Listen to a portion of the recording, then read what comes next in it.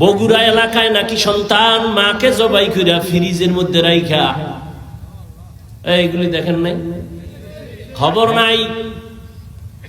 অথচ ছেলেটা এত সুন্দর চেহারাওয়ালা সন্তান, প্রথমে স্বীকার করে নাই, পুলিশ ধইরা, র‍্যাব ধইরা, সিসি ক্যামেরা দেখা এরপরে স্বীকার করছে, হ্যাঁ আমি আম্মারে মারছি। কে মারছো? আমি একটা মেয়ের সাথে প্রেম করি, তার মন রক্ষার জন্য টাকা লাগবে, আম্মাকে টাকা চাইছি, দেয় নাই। আম্মা জান তরকারি করতেছিল, পিছন থেকে আইসা আমি দইরা মাইরেই ফালাইছি, মাইরা ফ্রিজের মধ্যে ডিপ ফ্রিজে রাখছি।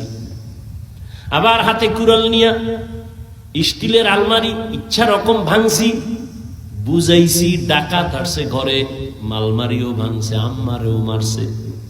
ও এগুলি কইরা টেলিফোন করছে বাবারে, আম্মারে দেখি নাই। ও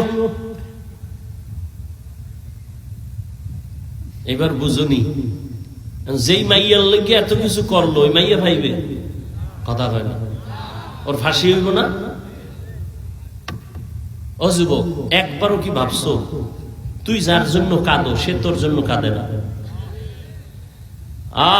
এই জন্য আমি মাঝে মাঝে বলি, তুমি যাকে ভালোবাসো লেখা রাখ। এই আমি শুরুতে বলছি আমি বোকা, কিন্তু দুই একটা কথা বলি, লেখা রাখিস, কাজে লাগে। তুমি যাকে ভালোবাসো সে তোমার বন্ধু না, লেখা রাখিস আজীবন। ঘরের মধ্যে লেখা রাখবি বড় কইরা, তুমি যাকে ভালোবাসো সে তোমার বন্ধু না, তোমাকে যে ভালোবাসে সে তোমার বন্ধু। তুই তো বয়া রইছ মাইয়া কোরআন লইয়া কসম খাইছে, মাইয়া কোরআন লইয়া শপথ করছে, আমার জীবন। আমি বললাম মাইয়া কয় নাম্বার সিরিয়াল? হুজুর এটা কেমনে কই? আমি কই তুই যত নাম্বারের সিরিয়ালে আছো, মাইয়া ওই নাম্বারের সিরিয়ালে আছে। তুই 3 মাইয়ারে ধাক্কা মাইরা 4র্থ মাইয়ার সাথে আসো, ওই মাইয়াও 3টা ফোলারে ধাক্কা দিয়া 4র্থ তোর সাথে কসম খাইছে। কিন্তু লাভ হইল কি? একটু যদি চিন্তা করতি, একজনের মাইরা আমি আর একজনের সাথে থাকবো, কই জীবনটা তো ধ্বংস। মেয়েও জেলখানায় যাবে, তুইও জেলখানায় যাবি, পস্তে পস্তে মরবি, না দুনিয়া পাইলি না আখিরাত পাইলি। জীবনের অমূল্য সম্পদের নাম চরিত্র, আখলাক। মোবাইল দিয়া জীবনটারে নষ্ট করছো। আল্লাহ ধইরা নিয়ে আইছে কোরআনের বাগানে, এরপর মোবাইলের মায়া ছাড়তে পারো না। ওর এখানে বৈশা যদি একটু চিন্তা করতি, কলিজার যুবক বাবা, জাল্লা তুমি এখানে বসাইছো, একটুনি চোখের পানি নিয়ে গুণামুক্ত হইয়া আমি বাসায় যাইতে পারি, চিন্তা যদি করতি, পকেট থেকে আর মোবাইলটা উঠাইতি না।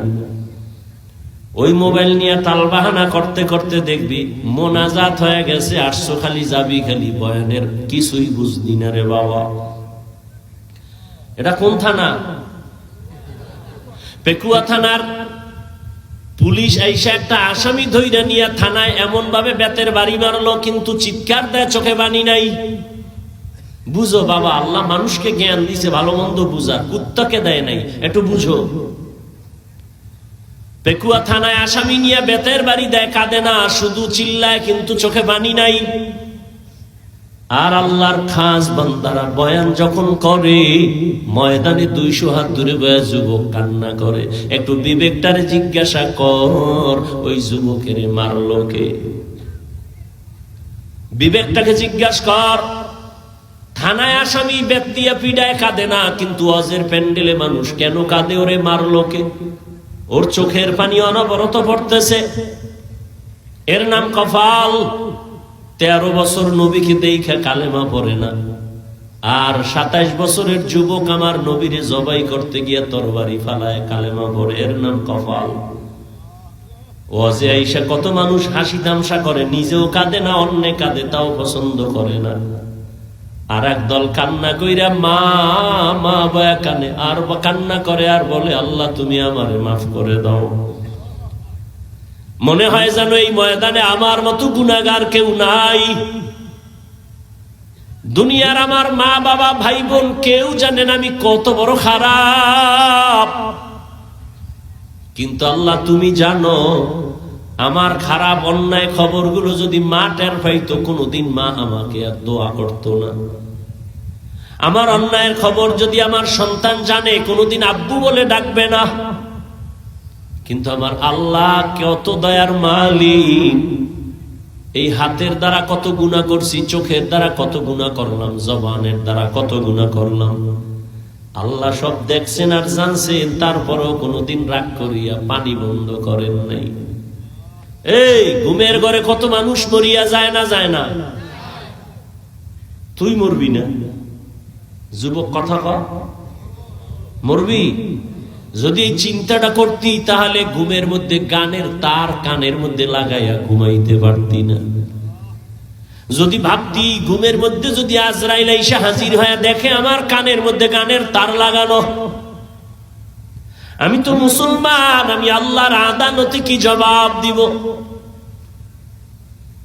এত বয়ান, এত বয়ান, এত বয়ান, তাবলীগওয়ালাদের বয়ান, পীর মাশায়েখের বয়ান, উলামায়ে কেরামের বয়ান, জুমার খতিবের বয়ান, এরপরেও কেন মসজিদ খালি, নামাজে মুসল্লি নাই? জুমার নামাজে মসজিদ ভরা, রাস্তা ভরা। এরা কোথা থেকে আসলো হঠাৎ? চট্টগ্রামের বান্দরবনের জঙ্গল থেকে বোধহয় চলে আইছে। হ্যাঁ, তাহলে এরা ফজরে কইছিল, আসরে কই গেল? জুমার সময় ভরপুর, জায়গা নাই, কমিটি বলে টাকা দাও, মসজিদ বাড়ানো লাগবে। অথচ এরা ফজরেও নাই, আসরেও নাই। আবার জুমায় আইসাও কপাল খারাপ, পুরা নামাজ পড়ে নাই। ইমাম বা খতিব সাহেব 2 রাকাত ফরজের সালাম ফিরানো মাত্র এমন জোরে দৌড় দিছে, বাসায় গিয়া দেখে আরেকজনের জোতা নিয়ে হাজির। ধরা খাইলে কয় টেস্ট করলাম, ডোন্ট মাইন্ড। অথচ সমস্ত মুফতিয়ানে কেরাম একমত, খতিব বা ইমাম সাহেবের জুমার 2 রাকাত সালামের পরে 4 রাকাত নামাজ আছে সুন্নত, না পড়লে কবিরা গুনাহ হবে। যারা শুধু সালাম ফিরাইয়া ঘরে যাও, তুমি 2 রাকাতের সওয়াব আর 4 রাকাত না পড়ার কবিরা গুনাহ কাঁধে নিয়ে বাসায় যাও। কারণটা কি? 5 বেলার নামাজ না পড়ার অভিশাপ।